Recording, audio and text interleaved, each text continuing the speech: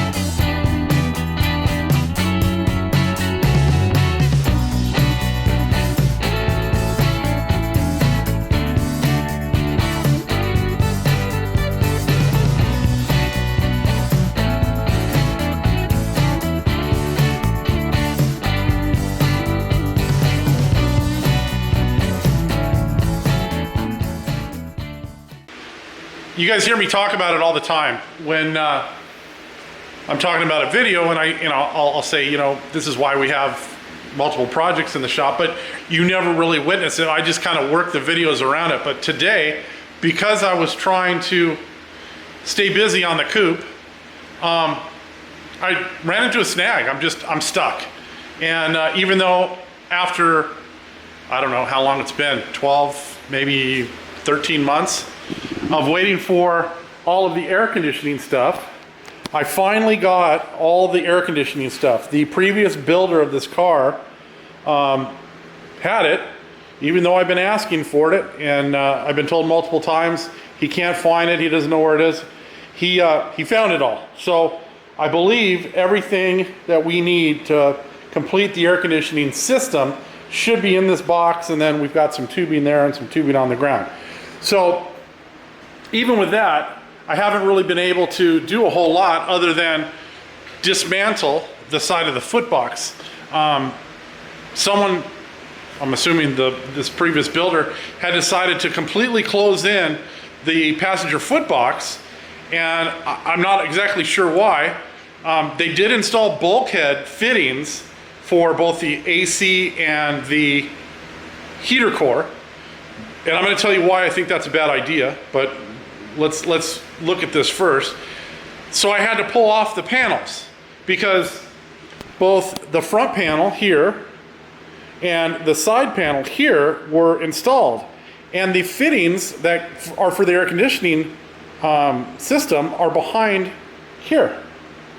So in order to get in there, there just isn't enough room to get down through the top here to get to those fittings. Now, in order to get this panel off and this panel off, I had to pull the inside panel off of the footbox as well, because the way they were oriented, they overlapped in a manner in which I couldn't take the front panel off without taking that inside side panel off over here.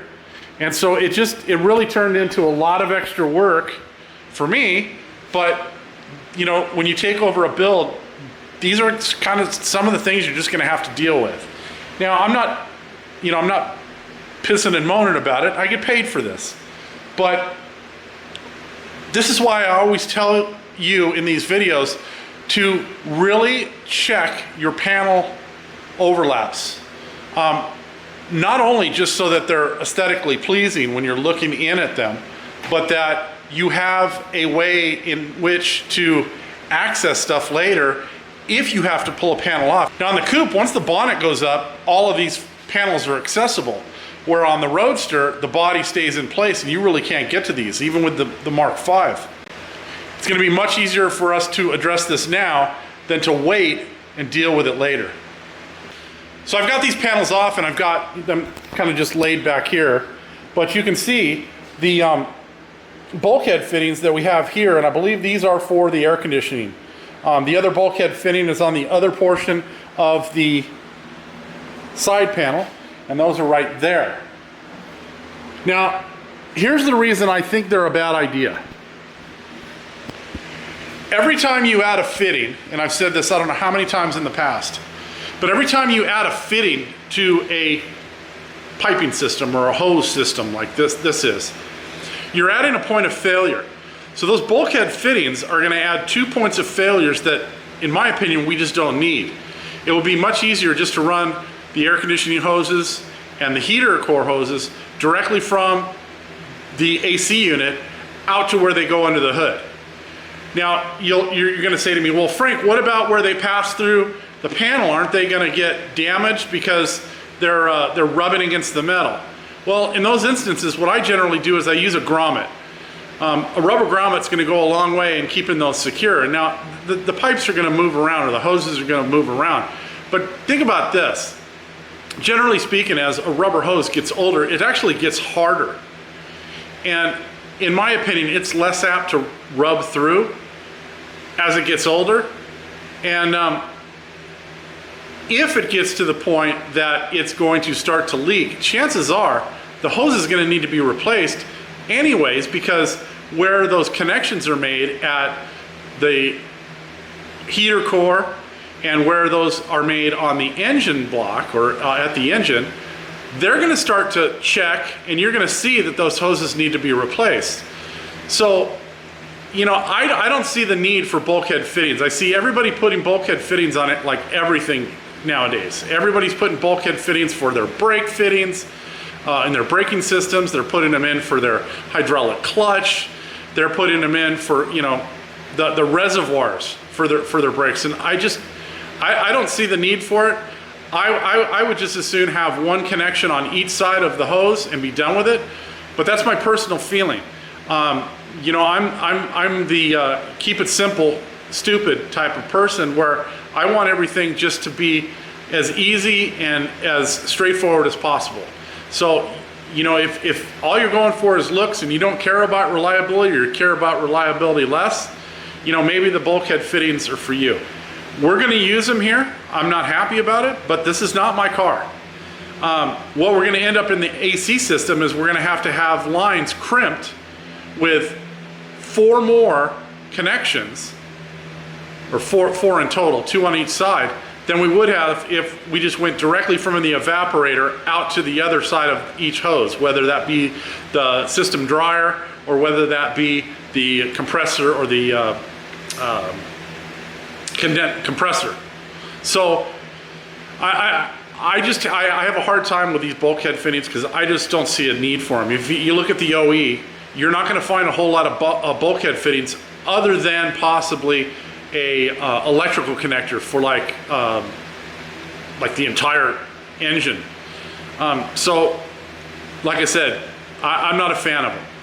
Now I'm about at the end of what I can do on this car. I'm even hesitant to put the harness down the center of the car, because I think what we're going to do is we're going to actually bring that harness up at the forward part of the transmission tunnel rather than bring it all the way into the engine bay and then back into the car, because I think it'll clean up the firewall if we do it that way. So I'm waiting on the engine right now. We were out of town. The owner had the engine dyno tuned last week Friday. Actually, it'll be 2 weeks. It'll be 2 weeks on this coming Friday. So it's been almost 2 weeks since it went to the dyno. And I was expecting the engine back this past Friday, and it didn't show. And then I was expecting it on Monday, and it hasn't shown. And it's now Wednesday. So, you know, I don't want to put any undue pressure on the owner. I'm sure he's got enough on his plate, but I'm at a standstill on this car. So again, lucky for me, I have multiple projects in the shop. Now I'm going to address the Mustang really quickly here. I've been waiting to do work on the Mustang because I need to find the dome light for the car. Now it seems like a stupid little part, and I understand that, but I can't put the headliner in until the dome light goes in the car. And I have like 14 crates to go through of the parts that came off the car just to find the dome light. And I've searched through about 6 of the boxes so far, the crates, and I haven't found the dome light. Now I could just go on to eBay, or I can go to one of the Mustang suppliers and I can order a dome light up. But it seems pretty stupid if we've already got one. And so I've just been kind of taking my time, as I have time, opening up a crate and kind of going through it, and then getting a mental note of what I see in there, and then writing on the crate what's in the crate. Because to this point, I just got 14 crates and none of them are marked. So once I find that dome light, then the headliner can go in the car, and then the glass can go in the car. The glass cannot go in the car until the headliner's done. Both the back glass and the front windshield rely on the headliner already being in, because the headliner glues to the sills around the sides where the A-pillars are, and to the back where the rear glass go in. And I don't want to have to pull down the rubber on the glass in order to have the poor guy that's putting in the headliner. So I just as soon get the headliner done first, and after that we can start working on the Mustang more. There's suspension parts that need to go on the car and some other stuff, but I really want to get it up on the lift to do that. And I don't want to put it up on a lift until I have a number of things to do for the car. So that's the big holdup on the Mustang right now. And I haven't been in contact with the owner for a few months now, and you know, it's not her fault. They moved to Michigan, and this was more of a place to store the car than anything else, but they do want the car finished. So the next thing that I was able to do while I've been waiting for the engine to show up for the Coupe is I've been able to start organizing some of the boxes for the new Mark IV that Martin and Amanda dropped off. So you can see there's the car's still here, and I've got, you know, the trunk deck lid and the doors and some other stuff like sitting on the car. But for the most part, all of the boxes I was able to put up on the storage rack up there. And I still need to go through some of this stuff before I put that all up there. So probably what I'll do is the trunk deck lid, the doors, and the hood will all go up on the mezzanine, because I've got a spot on the mezzanine. I don't have the lights on right now, but I have a spot on the mezzanine right over here where I can kind of stack them against the wall, and they'll all be nice and safe and secure there. So having this time has allowed me to kind of get all that stuff organized. So I did that over the last couple of days. The reason I was able to do that stuff as well is because the truck, the dually, was out of the shop. We had just come back from our trip, and so I just left the dually outside for a couple of days while I moved all the boxes. I really didn't want to pull the dually in and fight it and kind of work around it to get all that stuff put away. So that's all been done. The dually has got some stuff that needs to be addressed on that. Over the time that we were on our trip, the one of the door locks on the passenger side rear gave up the ghost, and it's already been replaced. So I don't know if it was just a poor quality replacement part I got. I couldn't get an OEM one, so I had to go with an aftermarket. But this time I got a more what do you want to call it? More mainstream replacement part. I think it came from Standard. They're ones that sell directly to the auto parts store, so it should be a better quality part. We're going to give that a go, see if it holds up a little bit better. And then the rear driver's side window motor, it's working, but the motor's getting weak, and so it doesn't want to take the window all the way up. Now there's a way to repair the motors, but I don't have time to do that right now. I'm going to save the motor, do the repair later, and then I'll have an extra one come time to replace it if I ever have to replace it again.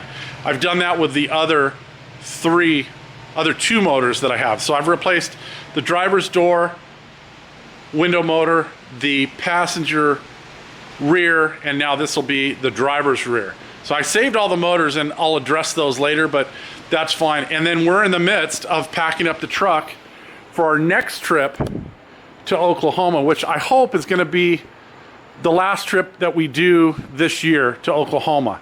We've, as I said in a previous video, we've got a management company that we're dealing with in Oklahoma. We were hoping that we were going to have all the repairs done on the house before we came back this time, and we just ran out of time. with the water leak and everything else, we just didn't have the time to finish everything we wanted to have done. So we're gonna go back there probably sometime around the 1st of October, I think, and spend a few days there and get this stuff done, and then it'll go up for lease. We're hoping at least for a minimum of a 1-year lease, but we'll see. So we're working on getting the truck packed up at the same time while I'm doing repairs on the truck. The truck needs an oil change. So I've got some oil that I picked up, and then I've got a new filter that arrived yesterday, and we're gonna get the oil changed on the truck so it's all ready to go. I did get 2 brand new tires for the front, so I wanna thank Jim over at Tucker Tires, because I called him up, we were on the road, and I said, Jim, I need 2 tires, you need to get these for me. And he had them ready to go for me, so I called him on Monday. He had them Tuesday afternoon. I rolled in on Wednesday morning, and the guys down at Tucker hooked me up. They got my new tires put on, so the new tires are right there. They're the exact same tires that I had on the truck previously. They're just new. And I know I'm always preaching to you guys about date codes on tires. The front tires were 7 years old, and they probably had about, I'm thinking they probably had about 25,000 miles on them, which isn't that much, but because of the wear and because of the way the truck sits, because it's so low, you know, it does tend to chew through tires, and so I have to have them rotated inside to outside fairly frequently, and that way I get as much use out of the tires as I can. So I can't complain. 7 years is 7 years. I did not replace the rear tires. With the duals in the rear and the fact that this truck sits inside most of the time, I'm comfortable dealing with 7-year-old tires in the back. They still have tremendous tread on them. I mean, you can look at these and they look like they're brand new. So I just don't feel the need to replace those. And you know, you guys can all preach right back to me. I can take it, but I'm not replacing perfectly good tires on the back. There's 4 of them, and even when we tow, the load on those tires is insignificant for the weight capacity that this truck has, so I'm not too worried about them. So that's kind of where I'm at on the stuff for the shop right now, or what work is going on in the shop.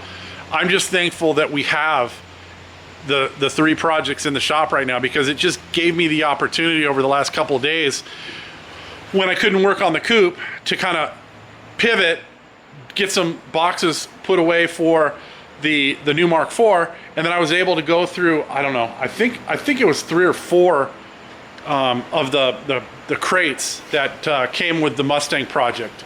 And those are just the ones that were downstairs. There's a number of them upstairs, and it's been just so bloody hot here that I haven't wanted to venture upstairs on the mezzanine to go through any of those. We're supposed to get a little bit more cooler weather here in the next few days, so I may venture up onto the mezzanine, go through a couple of the crates up there and see if I can find that dome light. If I can't find the dome light in any of the crates, I'm just gonna have to order one, and then I'm gonna schedule the interior guy to come down here and put the headliner in. And that's the other thing. I found a guy that's gonna come to the shop and put the headliner in here, which was my biggest issue, because most of these interior guys want me to bring the project to them, and it's a pain in the ass to load this thing on the trailer. There's no steering on it, and just getting it in the backyard when it was dropped off was a complete nightmare, and I just don't want to deal with that and having to push it kind of up a hill onto the trailer. So there's kind of where we're at on the projects that are in the shop right now. We'll probably get back to some normal content here next week, but we'll have to see. I think I might have one more video in the queue for the trip, and I haven't decided which channel to put that on yet, whether I put it here or over on the Mrs. channel. So patience. I just don't know right now. Anyways, if you guys are enjoying the content here, as always, please do the like, the share, the subscribe, all that kind of stuff. We'll see you next time. Have a great day.